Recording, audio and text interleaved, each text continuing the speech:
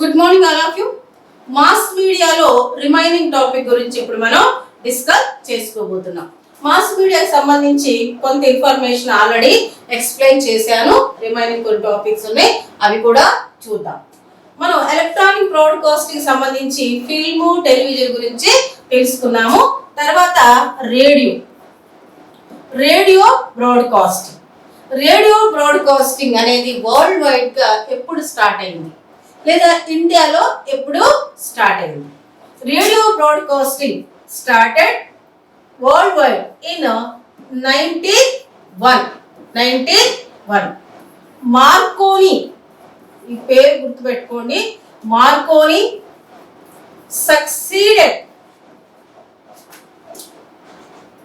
succeeded in creating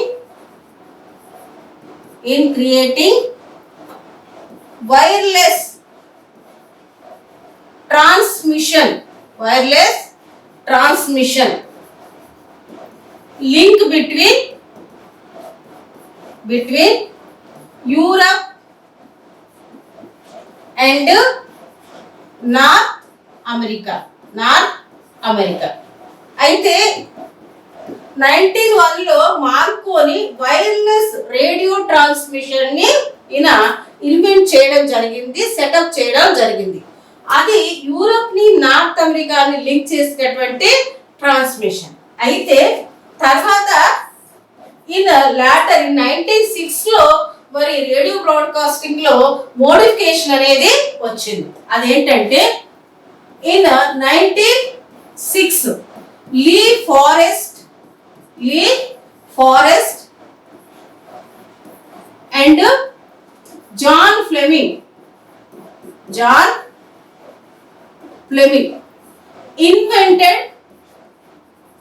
invented vacuum tube which made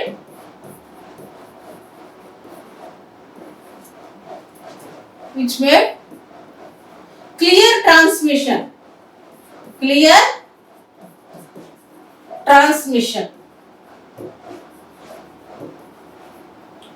voice possible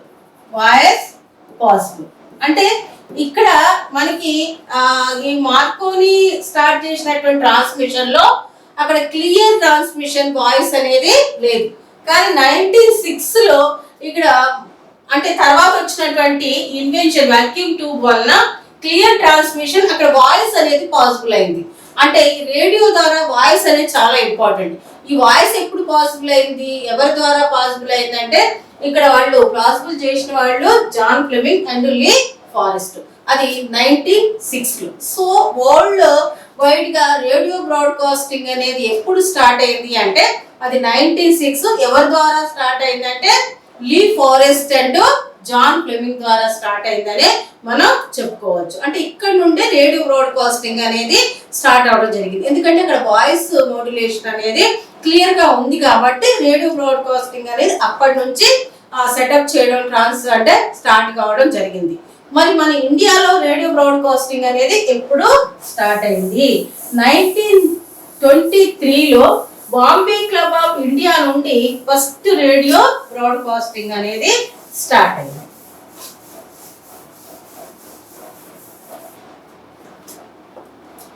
in 1923 from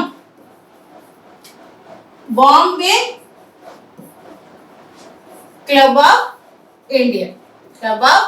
India నుండి first radio broadcasting అనేది start అయింది. ఓకేనా?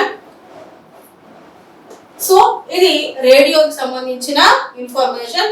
ఇంకా రేడియోలో చాలా ఇన్ఫర్మేషన్ ఉంది. ఎందుకంటే రేడియో ద్వారా అసలు ఫస్ట్ మనకి electronic modes of the transmission అంటే రేడియోని, అంటే టెలివిజన్ రాకముందు రేడియోని మనకి main electronic modes of information. Radio ద్వారానే చాలా రకాలైనటువంటి ప్రోగ్రామ్స్ కానీ న్యూస్ కానీ ఎస్పెషల్లీ వ్యవసాయదారులకి అంటే విలేజెస్ లో ఉండేటటువంటి వ్యవసాయదారులకు కావాల్సినటువంటి ఎంతో ఇన్ఫర్మేషన్ రేడియో ద్వారా అందేది. అసలు రేడియో అనేది ప్రతి ఇంట్లో ఒక ట్రాన్స్మిషన్ టూల్ అన్నమాట. అంత ఫేమస్ అయింది. తర్వాత రేడియోలో చాలా చాలా ప్రసారాలు అనేవి చాలా చాలా ఛానల్స్ అనేవి స్టార్ట్ అయినాయి. ఆ తర్వాత ఎఫ్ఎం రేడియో కూడా స్టార్ట్ అయింది 1919లో. 1999లో ఎఫ్ఎం రేడియో కూడా స్టార్ట్ అయింది. సో ఇప్పుడు కూడా రేడియో అనేది ఒక ముఖ్యమైనటువంటి టెలికాస్టింగ్ టూల్. ఎందుకంటే రిమోట్ ఏరియాస్ లో ఎక్కడైతే టెలివిజన్ సిగ్నల్స్ రీచ్ కావో అక్కడ రేడియో అనేది న్యూస్ అందించడంలో, ఎడ్యుకేషనల్ ప్రోగ్రామ్స్ అందించడంలో, వ్యవసాయదారులకు కావాల్సినటువంటి సమాచారాలు అందించడంలో ప్రధాన పాత్రను పోషిస్తుంది. రేడియో ఇప్పుడు అవుట్ ఆఫ్ ఆర్డర్ అయిందని కాదు, ఎందుకంటే ఇందిరాగాంధీ నేషనల్ యూనివర్సిటీ ఏదైతే ఉందో ఇప్పటికీ కూడా రేడియో ద్వారానే ఎడ్యుకేషనల్ ప్రోగ్రామ్స్ ని రిమోట్ ఏరియాస్ కి అందిస్తుంది. దాన్ని మనం జ్ఞానవాణి అని అంటాం. సో రేడియోకి ఇప్పటికీ ప్రధాన పాత్రే ఉంది మాస్ మీడియాలో. ఓకేనా, ఇది ఎలక్ట్రానిక్ బ్రాడ్కాస్ట్ సంబంధించినటువంటి ఫార్మ్స్, టూల్స్. ఓకేనా, తర్వాత మనకి అవుట్డోర్ మీడియా. అవుట్డోర్ మీడియా అంటే ఒక information especially about the products. ఏదైనా ఒక న్యూ ప్రొడక్ట్ బయటకు వచ్చినప్పుడు దానికి సంబంధించినటువంటి ఇన్ఫర్మేషన్ ని పబ్లిక్ కి చేరవేయడానికి ఈ అవుట్డోర్ మీడియా అనేది పనిచేస్తుంది. అవుట్డోర్ మీడియా అంటే ఏంటి అంటే ఇంటి బయట మనం ఎక్కడైనా బయట ప్రదేశాలు, అది మార్కెట్ కానీ లేకపోతే రైల్వే స్టేషన్ కానీ బస్ స్టాండ్ కానీ ఎక్కడైనా సరే ఒక ఇన్ఫర్మేషన్ ని ప్రజల దగ్గరికి చేరవేసేదాన్ని అవుట్డోర్ మీడియా అంటారు. అవుట్ ఫ్రమ్ ది హోమ్స్ అన్నమాట. అవుట్ ఫ్రమ్ ది హోమ్స్, ఇంటి బయట మనం బయటకు వెళ్ళినప్పుడు మనకి పోస్టర్స్ కనబడతాయి, వాల్ పేపర్స్ కనబడతాయి, బ్యానర్స్ కనబడతాయి, ఫ్లై కార్డ్స్ కనబడతాయి. వీటన్నిటిలో ఏదో ఒకటి రాసి ఉంటుంది. అది ప్రొడక్ట్ గురించి అయినా లేకపోతే ఏదైనా ఒక ఇన్ఫర్మేషన్. అంటే ఇప్పుడు గవర్నమెంట్ కూడా ఈ ఫ్లై కార్డ్స్ ద్వారా, బ్యానర్స్ ద్వారా ఇన్ఫర్మేషన్ ని రీచ్ అంటే పంపిస్తుంది అనుకోండి. ఎస్పెషల్లీ అవుట్డోర్ మీడియా అనేది ప్రొడక్ట్స్ గురించి ఇన్ఫర్మేషన్ పబ్లిక్ చేరవేసేటటువంటి ఒక ఫామ్. ఓకేనా, ఎస్పెషల్లీ మార్కెట్ అన్నమాట. ఇది మార్కెట్ వాల్యూని పెంచడానికి, ఆ మార్కెట్ సంబంధించినటువంటి స్ప్రెడ్ చేసుకోవడానికి ఈ యొక్క ప్రొడ్యూసర్స్ దీన్ని యూజ్ చేసుకుంటూ ఉంటారు. అంటే అవుట్డోర్ మీడియా. అవుట్డోర్ మీడియాకి మన ఫార్మ్స్ ఏంటి అంటే అవుట్డోర్ మీడియా ఏ ఫార్మ్స్ ద్వారా ప్రొడక్ట్ సంబంధించినటువంటి ఇన్ఫర్మేషన్ ని ప్రజలకి చేరవేస్తుంది అంటే ఇక్కడ సైన్స్,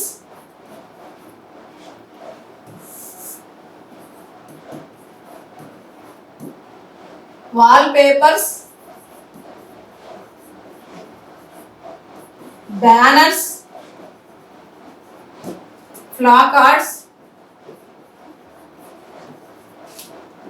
పోస్టర్స్, ఇవి అవుట్డోర్ మీడియా సంబంధించినటువంటి ఫార్మ్స్. ఇవి ఇప్పుడు పొలిటికల్ లీడర్స్ కూడా వాళ్ళకి సంబంధించినటువంటి ఇన్ఫర్మేషన్ ని ప్రజలకు చేరవేయడానికి ఈ యొక్క అవుట్డోర్ మీడియానే యూజ్ చేసుకుంటూ ఉన్నారు. చాలా మటుకు పెద్ద పెద్ద బ్యానర్స్ శారీస్ గురించి, లేకపోతే ఏదన్నా ప్రొడక్ట్ గురించి, పౌడర్ లేకపోతే కాస్మెటిక్స్, రకరకాలైన ప్రొడక్ట్స్ గురించి పెద్ద పెద్ద బ్యానర్స్ మనకి బయటకు వెళ్తే కనిపిస్తూ ఉంటాయి. ఇవన్నీ కూడా అవుట్డోర్. ఇవి ఇంటి లోపల కాదు, ఇంటి బయట మనం సమాచారం తెలుసుకోవడానికి, ఒక ప్రోడక్ట్ గురించి తెలుసుకోవడానికి, ఆ ప్రోడక్ట్ యొక్క వాల్యూ తెలుసుకోవడానికి, న్యూ లాంచింగ్ అయినటువంటి ప్రొడక్ట్స్ గురించి తెలుసుకోవడానికి. ఇది ముఖ్యంగా మార్కెట్ వాల్యూని చెప్తుంది.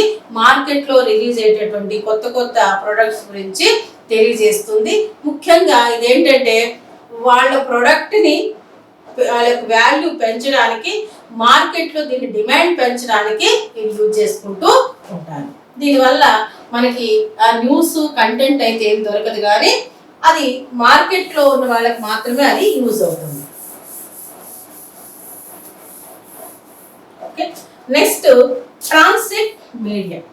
ట్రాన్సిట్ మీడియా అంటే ఏదైనా ఒక కంటెంట్, ఇన్ఫర్మేషన్, ఇది కూడా ప్రొడక్ట్స్ గురించి, ఏదైనా ఒక ప్రొడక్ట్ సంబంధించినటువంటి కంటెంట్ కానీ ఇన్ఫర్మేషన్ కానీ ట్రాన్స్పోర్ట్ ద్వారా ప్రజలకు చేరవేస్తే దాన్ని ట్రాన్సిట్ మీడియా అని అంటారు.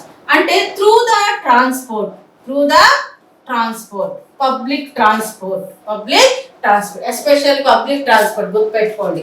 ఎందుకంటే ఇక్కడ బైక్ ఇది మన ఓన్ ట్రాన్స్పోర్ట్, దీని ద్వారా మనం ఎక్కువగా ఏ ప్రోడక్ట్ గురించి ఇన్ఫార్మ్ చెయ్యం. పబ్లిక్ ట్రాన్స్పోర్ట్ అంటే బస్సెస్ కానీ లేకపోతే ట్యాక్సీస్ కానీ రైల్స్ కానీ అంటే వీటి ద్వారా ఒక ప్రొడక్ట్ సంబంధించిన ఇన్ఫర్మేషన్ ని పబ్లిక్ కి రీచ్ చేస్తే దాన్ని ట్రాన్సిట్ మీడియా అని అంటాము. ట్రాన్సిట్ మీడియా అని అంటాం.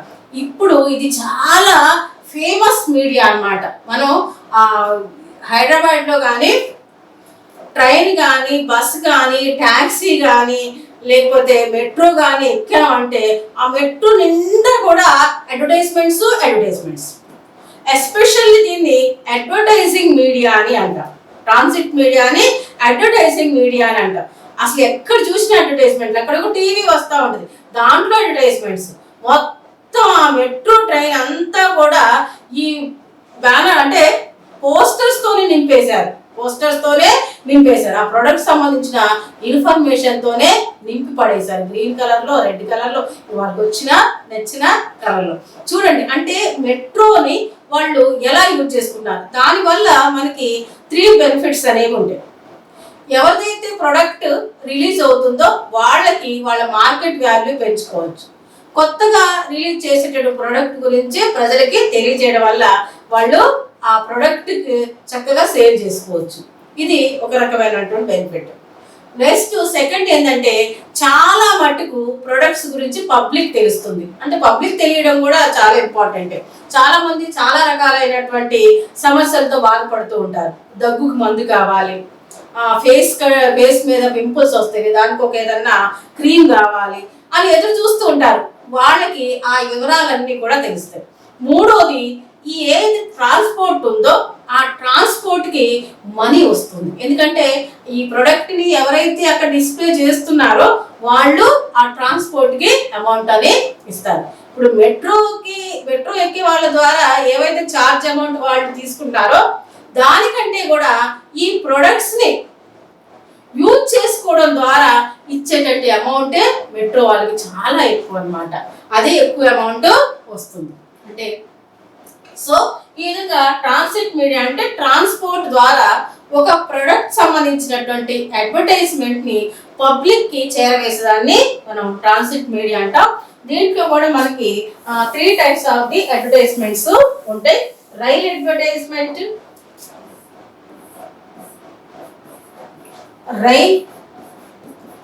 Advertisement, bus advertisement, taxi advertisement. ఓకేనా? ఈ పబ్లిక్ ట్రాన్స్పోర్ట్ ద్వారా ఒక ప్రొడక్ట్ సంబంధించినటువంటి ఇన్ఫర్మేషన్ ని పబ్లిక్ కి చేరవేస్తాం. It is about the transit media. Next new media, digital media. ఇది చాలా చాలా ఇంపార్టెంట్. ఎందుకంటే ఎప్పుడైతే టెక్నాలజీ అంటే ఎప్పుడైతే ఇంటర్నెట్ వరల్డ్ వైడ్ వెబ్ అనేది ఇన్వెన్షన్ చేయబడిందో అప్పటి నుండి మాస్ మీడియా కావాల్సినటువంటి అవెన్యూస్ అన్నీ కూడా ఓపెన్ అయిపోయింది. అంటే మాస్ మీడియా అనేది ఒక ఓవర్ స్ప్రెడ్ టాస్క్ అయిపోయింది. ఎందుకంటే ఇక్కడ డిజిటల్ ఫార్మ్స్ ద్వారా ఇన్ఫర్మేషన్ ని సెండ్ చేయడం, రిసీవ్ చేసుకోవడం. ఇక్కడ డిజిటల్ మీడియా అనేది ముఖ్యంగా మనకి two way transmission. Digital media అనేది టూ వే ట్రాన్స్మిషన్. ఇది గుర్తుపెట్టుకోండి, టూ వే ట్రాన్స్మిషన్. ఇంతవరకు మనం చెప్పుకున్నవన్నీ కూడా వన్ వే ట్రాన్స్మిషన్స్. రేడియో కానీ, టెలివిజన్ కానీ, ఫిల్మ్ కానీ, ఇప్పుడు వరకు చెప్పుకున్న ట్రెడిషనల్ ప్రింట్ ఇవేవైనా చూస్తే అవి వన్ వే ట్రాన్స్మిషన్. కానీ డిజిటల్ మీడియా మాత్రం టూ వే ట్రాన్స్మిషన్. ఎందుకంటే ఇక్కడ ఎవరైతే ఒక న్యూస్ ని రిలీజ్ చేస్తున్నారో వాళ్ళతో పాటు ఎవరైతే న్యూస్ ని రిసీవ్ చేసుకుంటున్నారో వాళ్ళు కూడా యాక్టివ్ గా వర్క్ చేస్తారు. వాళ్ళు కూడా ఇక్కడ యాక్టివ్ పార్టిసిపేషన్ అనేది తీసుకుంటారు. ఇక్కడ కన్జ్యూమర్స్ కూడా మాట్లాడే ఛాన్స్ అనేది ఉంటుంది. ఎందుకంటే ఇంటర్నెట్ లో మనం ఒక ఇన్ఫర్మేషన్ ని అప్లోడ్ చేస్తే ఆ ఇన్ఫర్మేషన్ ఎలా ఉంది, ఇంకా ఎలా కావాలి కానీ కామెంట్ పెట్టేటటువంటి అవకాశం కూడా మనకి ఉంటుంది. అంటే ఇక్కడ మనకి సింక్రనైజ్ అనేది మనకి కనబడుతుంది. అంటే టూ వే, పంపించేవాడు కాకుండా రిసీవర్ కూడా మాట్లాడే అవకాశం ఉంటుంది. తను కూడా తన ఫీడ్బ్యాక్ ని ఇచ్చేటటువంటి అవకాశం ఉంటుంది. గుర్తుపెట్టుకోండి. అంటే దీని మీద కూడా మనకి క్వశ్చన్స్ అనేవి ప్రీవియస్ ఎగ్జామినేషన్ లో రావడం జరిగింది. Which of the following is the one way transmission, which of the following is the two way transmission. Two way transmission లేదంటే సెండర్ కే కాకుండా రిసీవర్ కూడా ఫీడ్బ్యాక్ ఇచ్చేటటువంటి అవకాశం ఉంటుంది. వన్ వే ఏంటంటే ఓన్లీ రిసీవర్స్ ఏదైనా ఇన్ఫర్మేషన్ ఇస్తారు, అంటే సెండర్స్ ఇన్ఫర్మేషన్ ఇస్తారు, రిసీవర్స్ మళ్ళీ దాని గురించి ఫీడ్బ్యాక్ ఇచ్చే అవకాశం ఉండదన్నమాట. మరి న్యూ మీడియా డిజిటల్ మీడియాలో ఫార్మ్స్ ఏంటి? Forms of new media are digital media. చాలా రకాలైనటువంటి ఫార్మ్స్ ఉన్నాయి. Forms of new or digital media. Digital media, digital media. Number 1 మనకి social website, social website like Facebook, Twitter, YouTube లేదా e books, e content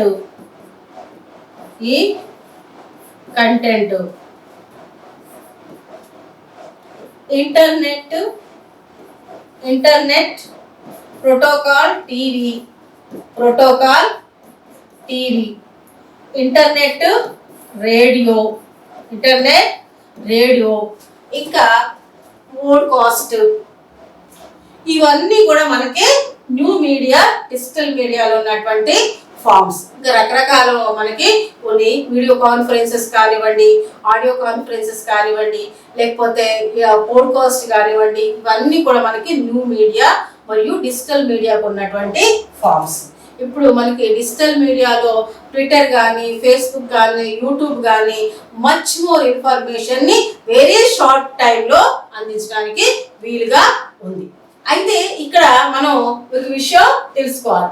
ఇవన్నీ కూడా మనకి digital media అనేది ఎక్కడైనా మనం చూస్తే రేడియో తీసుకున్నారనుకోండి, అది కేవలం ఆడియో ట్రాన్స్మిషన్ మాత్రమే అందిస్తుంది. ఓకేనా? ఆ టెలివిజన్ చూసుకున్నాం అనుకోండి, ఆడియో వీడియో రెండు అందిస్తుంది. కానీ డిజిటల్ మీడియా అనేది audio, video, text and also conferencing, అంటే మనం మాట్లాడుకునే అవకాశం, అంటే ఒక మీటింగ్ సెషన్ అనేది కూడా మనకి అందిస్తుంది. అంటే డిజిటల్ మీడియా అనేది అన్ని రకాలైనటువంటి ఫార్మ్స్ ద్వారా, అన్ని రకాలైనటువంటి వేస్ ద్వారా ఇన్ఫర్మేషన్ ని సెండ్ చేస్తుంది. ఆ ఇన్ఫర్మేషన్ అనేది ఎవరెవరికి యూస్ఫుల్ గా ఉంది, ఆ ఇన్ఫర్మేషన్ ద్వారా ఎవరెవరు బెనిఫిట్ పొందారు అనే దాన్ని కూడా ఫీడ్బ్యాక్ ద్వారా తెలుసుకుంటుంది. So it is about the digital media and new media. మళ్ళీ మనం ఈ డిజిటల్ మీడియాకి సంబంధించి ఒక్కొక్క దాన్ని, ఈ బుక్స్ అనేది మనం ఎలా డౌన్లోడ్ చేసుకోవాలి, ఎలా అప్లోడ్ చేసుకోవాలి, అసలు పోడ్కాస్ట్ అంటే ఏంటి, మరి ఈ ట్విట్టర్, ఫేస్బుక్, ఇవి కూడా వీటి గురించి కూడా తెలుసుకోవాలి మనం. ఫేస్బుక్ ఎవరు దీన్ని ఇన్వెంట్ చేశారు, ఎప్పుడు ఇన్వెంట్ చేశారు, ట్విట్టర్ ఎప్పుడు వచ్చింది, యూట్యూబ్ ఎప్పుడు వచ్చింది, వీటన్నిటి గురించి కూడా మనం మళ్ళీ ఒక సపరేట్ వీడియో ద్వారా తెలుసుకునే ప్రయత్నం చేద్దాం. ఇది మాస్ మీడియాలో ఉన్నటువంటి డిఫరెంట్ టైప్స్, ఆ టైప్స్ లో కూడా డిఫరెంట్ ఫార్మ్స్. మీరు చాలా క్లియర్ కట్ గా దీన్ని అర్థం చేసుకునే ప్రయత్నం చేయండి. ఎందుకంటే మనకి క్వశ్చన్స్ ఎలా వస్తాయి అంటే, ఏదైతే మాస్ మీడియా గురించి మనం మాట్లాడుకున్నాం, ఫర్ ఎగ్జాంపుల్ ఎలక్ట్రానిక్ మీడియా, ఆ ఎలక్ట్రానిక్ మీడియా అనేది ఏ ఫార్మ్స్ ద్వారా ఇన్ఫర్మేషన్ ని ట్రాన్స్మిట్ చేస్తుంది, ఆ ఫార్మ్స్ కంపల్సరీ మనకి తెలిసి ఉండాలి. ఓకేనా? సో మరి క్వశ్చన్స్ కూడా చూద్దాం.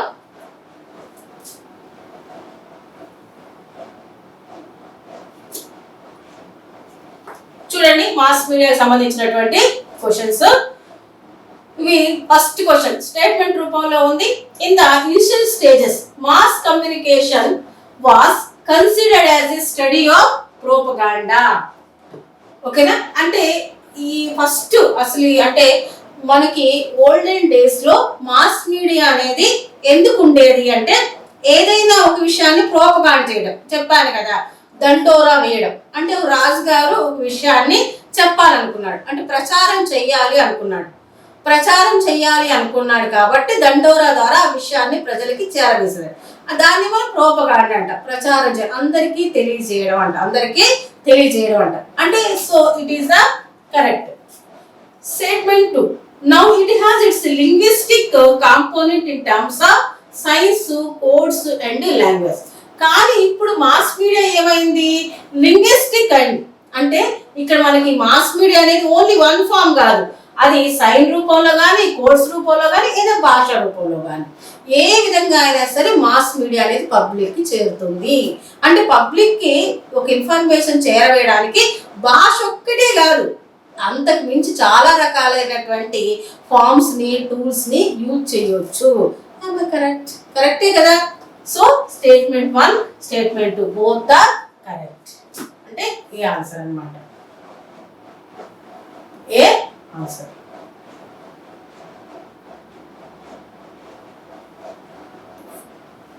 సో నెక్స్ట్ క్వశ్చన్ చూడండి, ఇది కూడా స్టేట్మెంట్ రూపంలోనే ఉంది.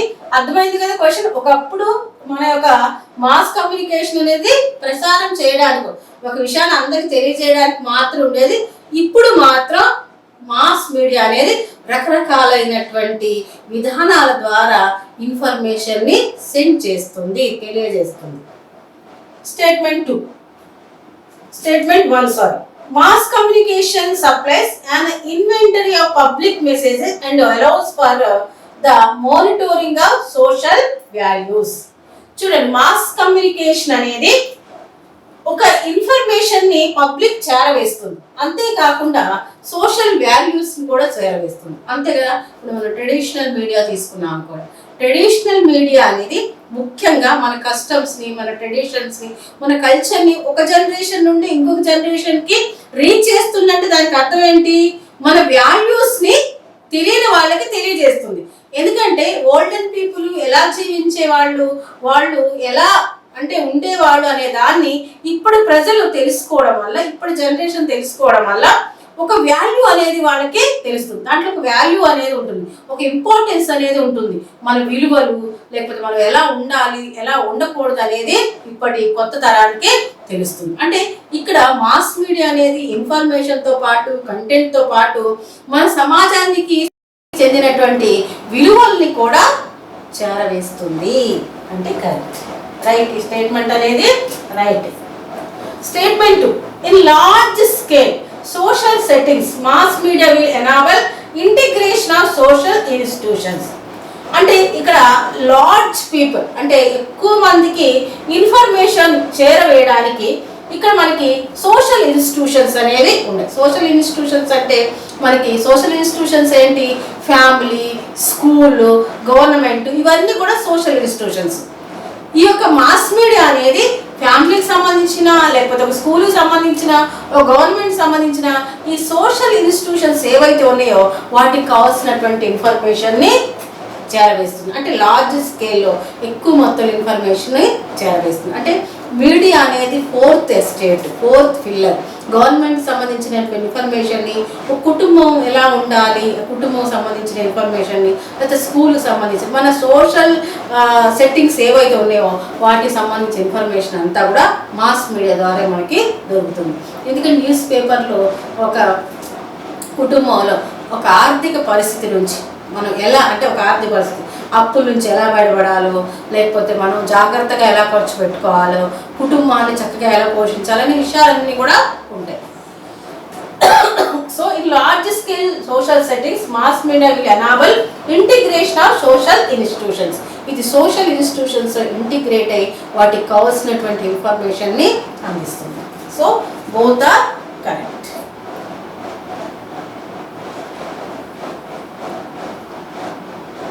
Next, third question. Which of the following are forms of traditional medium of communication? నేను ఆల్రెడీ టాపిక్ చెప్పినప్పుడే మీకు చెప్పాను. ఇక్కడ ట్రెడిషనల్ మీడియాకి సంబంధించినటువంటి ఫార్మ్స్ ఏంటి, ట్రెడిషనల్ మీడియాకి సంబంధించినటువంటి ఫార్మ్స్ ఏంటి. Street demonstration, Yakshagana, puppetry, Harikatha and filmy dances. చూడండి, స్ట్రీట్ డెమాన్స్ట్రేషన్ కాదు, అంటే స్ట్రీట్లో వేసేటటువంటి అవి కాదు. ఇక్కడ యక్షగణ అనేది, పపెట్రీ అనేది, హరికథ అనేది. మనకి ఓల్డెన్ టైంలో యక్షగణ అనేటటువంటివి ఉండేవి, అంటే ఒక బుర్రకథలు లాంటివి ఉండేవి అన్నమాట. అట్లాగే పప్పెట్రీ ఉండేవి. పప్పెట్రీ అంటే ఒక రాజుగారి గురించి ఒక వ్యక్తి చెప్పిందే చెప్తూ ఉండేవాడు. అవి హరికథలు. ఇవన్నీ కూడా మన ట్రెడిషన్స్ గురించి చెప్పేటటువంటి ఫార్మ్స్. సో ఇక్కడ బిసిడి కరెక్ట్. స్టేట్మెంట్ మళ్ళీ ఇవి స్టేట్మెంట్ రూపంలో ఉన్నాయి. Statement 1, language and other symbolic means of mass communication are social products. Statement 2, communication media always make their audience feel comfortable. First statement చూద్దాం. Language and other symbolic means of mass communication are social products. అంటే ఇక్కడ language కానీ లేకపోతే other symbolic ఏవైనా సరే, అంటే mass communication సంబంధించి language ఒకటే కాదు, దేని ద్వారా అయినా సరే ఒక సొసైటీకి సంబంధించినటువంటి ప్రొడక్ట్స్ గురించి ఇన్ఫర్మేషన్ ఇవ్వచ్చు. అది లాంగ్వేజ్ కావచ్చు, అదర్ సింబల్స్ కావచ్చు, సైన్స్ కావచ్చు, ఏదైనా కావచ్చు. అంటే సోషల్ ప్రొడక్ట్స్ అంటే సామాజిక ఉత్పత్తులుగా సమాజంలో జరుగుతున్నటువంటి ఇన్ఫర్మేషన్ అనేది ఏ రూపంలో అయినా మాస్ కమ్యూనికేషన్ చేరవేస్తుంది అనేది ఇక్కడ చెప్తున్నారు. Statement 1 is correct. స్టేట్మెంట్ 2 చూద్దాం. Communication media always make they audience feel comfortable. అంటే ఇక్కడ కమ్యూనికేషన్ అనేది ఆడియన్స్ ని ఎప్పుడు కూడా కంఫర్ట్ జోన్ లో ఉంచుతుంది, కంఫర్ట్ గా ఉంచుతుంది. ఎందుకు ఉంచుతుంది? కమ్యూనికేషన్ అనేది ఎప్పుడు కూడా పబ్లిక్ ని కంఫర్ట్ గా ఉంచదు. ఈ అంటే ఒక వార్త వినగానే ఫీల్ గుడ్ గా వాళ్ళే ఫీల్ కాదు, అంటే ప్రతిసారి అట్లా జరగదు. ఏదో ఒక విషయంలో వాళ్ళు ఫీల్ గుడ్ గా ఫీల్ అవుతారు, ఏదో ఒక విషయం పట్ల వాళ్ళు హ్యాపీగా ఫీల్ అవుతారు. అంతేగాని ప్రతి ఒక్క ఇన్ఫర్మేషన్ ద్వారా ఆడియన్స్ గుడ్ గా ఫీల్ కావడం అనేది ఏమి ఉండదు. ప్రతి ఒక్క ఇన్ఫర్మేషన్ అనేది ఆడియన్స్ కి కంఫర్ట్ గా ఉంటుందా అంటే మే నాట్ బి. ఇప్పుడు నిజంగా చెప్పాలంటే ఇప్పుడున్నటువంటి కమ్యూనికేషన్ ఛానల్స్ ఏవైతే ఉన్నాయో ఏ ఒక్కరిని కూడా కంఫర్ట్ జోన్లో మాత్రం అస్సలే ఉంచట్లేదు. ఇంకా మెంటల్ టెన్షన్ అంటే వాళ్ళని ఇంకా స్ట్రెస్కి గురి చేస్తూ ఉంటాయి. నిజంగానైనా అట్లా జరుగుతుందా అని. ఎందుకంటే ఒక కేసు సంబంధించి స్క్రోలింగ్ చేసి అసలు నిజంగా ఆ కేసులో అంత డెప్త్ ఉందో లేదో కానీ ఆడియన్స్ని మాత్రం బాగా ఇబ్బంది పెడతారు. So it is not correct statement. ఇక్కడ statement 1 is correct, but statement 2 is incorrect.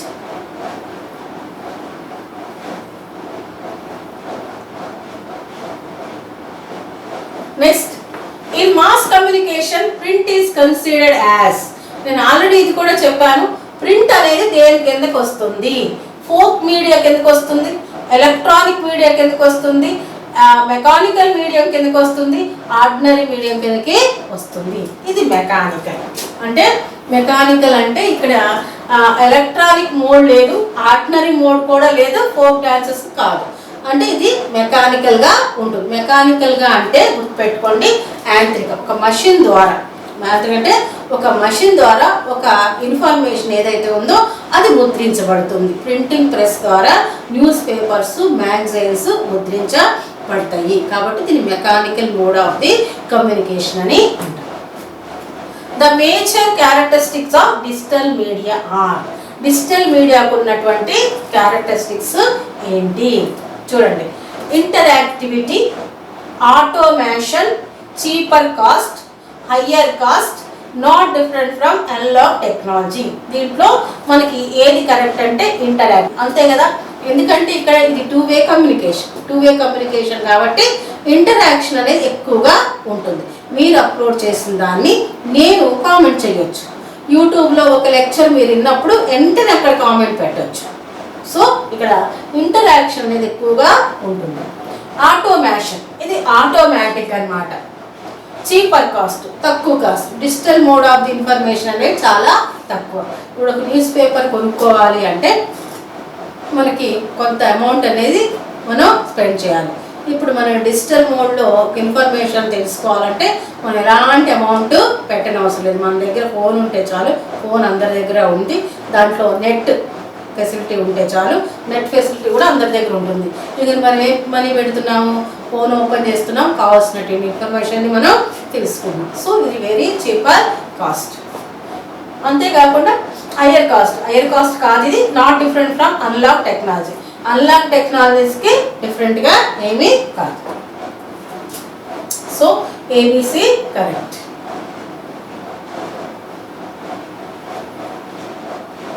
Next question 7th 8th చూడండి. ఇవన్నీ కూడా స్టేట్మెంటే. చూడండి మీకు అసలు అన్ని క్వశ్చన్స్ స్టేట్మెంట్ రూపంలో ఇచ్చి స్టూడెంట్స్ని ఎలా కన్ఫ్యూజ్ చేస్తున్నారు. మనకి 8 క్వశ్చన్స్ ఉంటే 8లో 7-6 క్వశ్చన్స్ స్టేట్మెంట్ రూపంలో ఉన్నాయి. In mass communication, the news content includes social values also. అంటే ఇక్కడ మనకి మాస్ కమ్యూనికేషన్లో ఈ news content includes social values also. ఈ న్యూస్ ఏదైతే ఉందో, ఇన్ఫర్మేషన్ ఏదైతే ఉందో దాంట్లో సోషల్ వాల్యూస్ కూడా ఉంటాయి అంటున్నాడు. News also contains technology that changes according to time. అయితే ఇప్పుడు ఏదైనా ఇది మాస్ మీడియా తీసుకుంటే ఈ న్యూస్ అనేది లేకపోతే ఈ న్యూస్ ఐడియాలజీ అనేది టైంని బట్టి చేంజ్ అవుతూ ఉంటాయి. కరెక్ట్. స్టేట్మెంట్ 1 కరెక్టే, స్టేట్మెంట్ 2 కూడా కరెక్టే. ఎందుకంటే ఇక్కడ ఏదైతే న్యూస్ ఇన్ఫర్మేషన్ మాస్ మీడియా ద్వారా రిలీజ్ అవుతుందో దాంట్లో వాల్యూస్ కూడా ఉంటాయి. అంతేగాని ఇందాక మనం ఒక స్టేట్మెంట్ చదివాం కదా, వాల్యూస్ మాత్రమే ఉండవు. ఉండడానికి వాల్యూస్ కూడా ఉండడానికి చాలా డిఫరెన్స్ ఉంది. మాస్ మీడియా ఎప్పుడు కూడా వాల్యూస్ని మాత్రమే స్ప్రెడ్ చేయదు, న్యూస్తో పాటు వాల్యూస్ని కూడా అందించే ప్రయత్నం చేస్తుంది. కొన్ని న్యూస్ ఉంటే దాంట్లో వాల్యూస్ కూడా ఉంటాయి. That is correct. News also contains ideology that changes according two times. ఈ న్యూస్ అనేవి టైంని బట్టి మారుతూ ఉంటాయి. అంతే కదా, ఇక్కడ న్యూస్ అనేవి ఏ సిచ్యువేషన్ తగ్గట్టు ఆ సిచ్యువేషన్ అనుగుణంగా ఉంటాయి. So both statement 1 and 2 are correct. 8th question, statement 1. The internet has provided new communication channels to youngsters in societies that are socially conditioned. Internet అనేది మనకి ఒక కొత్త కమ్యూనికేషన్ని ముఖ్యంగా యువతకి అందిస్తూ ఉంది. అంటే ఈ యువతకు కూడా ఏంటంటే ఈ సోషల్ కండిషన్స్ ప్రస్తుత సొసైటీ ఎలా ఉంది అనే దాని మీద యువతకు కావాల్సినటువంటి ఎంతో ఇన్ఫర్మేషన్ని ఈ యొక్క ఇంటర్నెట్ ఛానల్స్ ద్వారా మనం పొందుతూ ఉన్నాము. Statement 2. The new media can be used for harmless fun and entertainment but otherwise also. అయితే న్యూస్ మీడియాని మనం ఈరోజు ఎలా ఉపయోగించుకోవచ్చు అంటే హాని కలగనటువంటి ఎంటర్టైన్మెంట్ కోసం, అంతేకాకుండా వేరే విధంగా. ఇప్పుడు మన దగ్గర ఇంటర్నెట్ ఉందనుకోండి, ఇంటర్నెట్ అనేది ఒక న్యూ మీడియా. ఇంటర్నెట్ ద్వారా నేను నాకు కావాల్సినటువంటి చాలా ఇన్ఫర్మేషన్ నేను తీసుకోవచ్చు, గెయిన్ చేసుకోవచ్చు. కావాల్సిన ఇన్ఫర్మేషన్ నేను తీసుకోవచ్చు, నేనైనా మీరైనా ఎవరైనా సరే. ఇంటర్నెట్ ద్వారా మనకు కావాల్సినటువంటి ఇన్ఫర్మేషన్ ఈజీగా దొరుకుతుంది. అది ఎవరికి కూడా హామ్ అనేది కాదు, ఎవరికి కూడా హాని చేయదు. అంతేకాకుండా ఎంటర్టైన్మెంట్ కూడా ఎవరికి హాని జరిగినటువంటి ఎంటర్టైన్మెంట్, సాంగ్స్ వినొచ్చు, కొత్త మూవీస్ చూడొచ్చు, ఇంతవరకు ఓకే. కానీ దీన్ని వేరే విధంగా కూడా యూజ్ చేసుకోవచ్చు. Absolutely correct. ఎందుకంటే ఇక్కడ ఇన్ఫర్మేషన్తో పాటు ఫన్తో పాటు రకరకాలైనటువంటి నెగిటివ్ థాట్స్ కూడా ఇక్కడ యూత్లో కలుగుతూ ఉన్నాయి. అంటే ఇంటర్నెట్ ద్వారా ఎలా రోబరీ చేయాలి, ఎలా మర్డర్ చేయాలి, ఇతరులకి ఎలా హాని చేయాలి అనే దాన్ని కూడా నేర్చుకుంటున్నారు. So it is about the internet new media వల్ల మనకి ఫన్ ఇన్ఫర్మేషన్తో పాటు వేరే విధంగా కూడా మనం యూజ్ చేసుకోవచ్చు అని చెప్తున్నారు. సో మనకి ఇక్కడ కూడా ఈ 2 స్టేట్మెంట్స్ కరెక్టే. ఓకేనా? సో మనకి న్యూ కమ్యూనికేషన్ అనేది యంగ్స్టర్స్ కావాల్సినటువంటి ఇన్ఫర్మేషన్ ఇస్తుంది. అంతేకాకుండా న్యూ మీడియా ద్వారా మన ఫన్తో పాటు వేరే విషయాల గురించి కూడా తెలుసుకోవచ్చు. This is correct. This is about the mass media information along with the questions. Information దాని వెనకనే క్వశ్చన్స్ కూడా ఇచ్చాను. జాగ్రత్తగా ప్రతి ఒక్క పాయింట్ని మీరు గుర్తుపెట్టుకోండి. చాలా ఈజీ. ఇంత పెద్దగా మీరు ఏమి కన్ఫ్యూజ్ అవ్వాల్సిన అవసరం లేదు. మనకి ఎన్నైతే మాస్ మీడియా టైప్స్ ఉన్నాయో ప్రతి ఒక్క టైప్స్ కూడా కొన్ని ఫామ్స్ ఉన్నాయి. ఆ ఫామ్స్ని గుర్తుపెట్టుకుంటూ మీరు వెళ్తే సరిపోతుంది. ఆ ఫామ్స్ నుండే మన క్వశ్చన్స్ అనేవి వస్తాయి. అంతేకాకుండా ఏదైనా ఒక టైప్ తీసుకుంటే దానికి కొన్ని క్యారెక్టరిస్టిక్స్ అనేవి ఉంటాయి. ఆ క్యారెక్టరిస్టిక్స్ని కూడా మనం గుర్తుపెట్టుకోవాలి. Okay, it is the way for the preparation for the UGC net and set examination. ఇది మనకి వే. అంటే మనం ఒక సిస్టమేటిక్గా 1 by 1 step by step prepare అవుతూ వెళ్ళామనుకోండి, ఈజీగా మనం ఏ ఎగ్జామినేషన్ అయినా మంచి మార్కులు తెచ్చుకుంటాం. అలా కాకుండా మనం ఏ టాపిక్ నచ్చితే ఆ టాపిక్ తీసేసుకొని ఆ రోజు ఆ టాపిక్ చదివేసి పక్కన పడేస్తే కాదు. సిలబస్ దగ్గర పెట్టుకొని సిలబస్లో ఉన్నటువంటి 1 by 1 టాపిక్ తీసుకొని ఆ టాపిక్ చదివిన వెంటనే మీ దగ్గర క్వశ్చన్స్ అవైలబుల్ ఉన్నాయనుకోండి, ఆ క్వశ్చన్స్కి ఆన్సర్స్ కూడా మీరే ఓన్గా చేసే ప్రయత్నం చేయండి. అంటే మీరు కీ చూడకుండా మీకు మీరే ఆన్సర్ చేసే ప్రయత్నం చేయండి. అప్పుడు మీరు చదివారు, దాన్ని అర్థం చేసుకున్నారని మీకే అర్థమవుతుంది. అంటే ఓన్ అసెస్మెంట్ అనేది చాలా చాలా అవసరం. మీకు మీరే అసెస్ చేసుకోండి. నేను ఎంత చదువుకున్నాను, నాకు ఎంత వచ్చింది, ఇంకా ఎంత నేను నేర్చుకోవాలి. అంటే మనల్ని మనం అసెస్ చేసుకున్నప్పుడే మన డిఫాల్ట్స్, మన మెరిట్స్ అనేవి తెలుస్తాయి. మనల్ని అసెస్ చేసేటటువంటి రైట్ వేరే వాళ్ళకి ఇవ్వద్దు. మనల్ని మనం అసెస్ చేసుకుంటే మన సక్సెస్ మనకే దక్కుతుంది. మనం వేరే వాళ్ళకి ఇచ్చామనుకోండి, మనల్ని అసెస్ చేసే ఛాన్స్, ఆ సక్సెస్ అనేది వాళ్ళకి వెళ్ళిపోతుంది. సో పీజీ అంటే పీజీ క్యాండిడేట్స్ ఎగ్జామ్ రాస్తారు.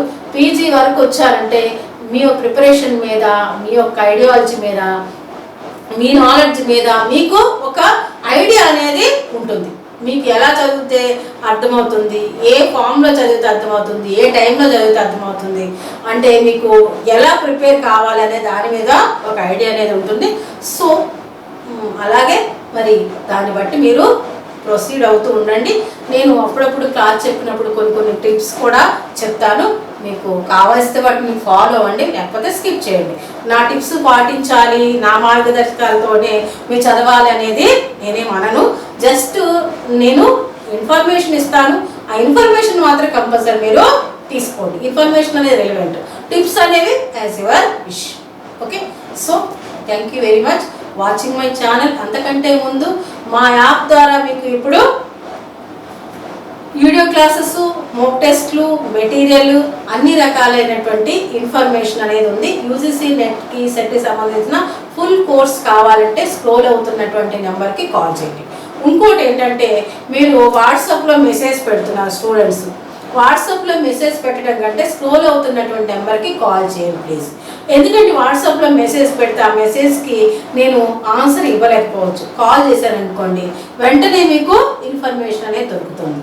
ఓకే, మీకు ఇమీడియట్ ఇన్ఫర్మేషన్ కావాలంటే మీరు వెంటనే నాకు స్క్రోల్ అవుతున్న నెంబర్కి ఏ విషయంలోనైనా సరే, మీకు ఏదైనా డౌట్ ఉన్నా, లేకపోతే మీకు ఏదైనా ఇన్ఫర్మేషన్ కావాలన్నా, లేకపోతే మెటీరియల్ కావాలన్నా, ఏదైనా సరే కాల్ చేయండి. అంతేకాకుండా నా ఛానల్ని సబ్స్క్రైబ్ చేసుకోండి. మీరు కామెంట్స్ అయితే కంపల్సరీ పెట్టండి. ఎందుకంటే మీ కామెంట్సే నాకు బూస్ట్ అవుతాయి. ఆ కామెంట్స్ ద్వారానే ఇంకా నేనేమన్నా నా టీచింగ్లో మోడిఫికేషన్ చేసుకోవాలా, ఇంకేమైనా ఇన్ఫర్మేషన్ ఇవ్వాలా అనేది నాకు అర్థమవుతుంది. Okay, thank you.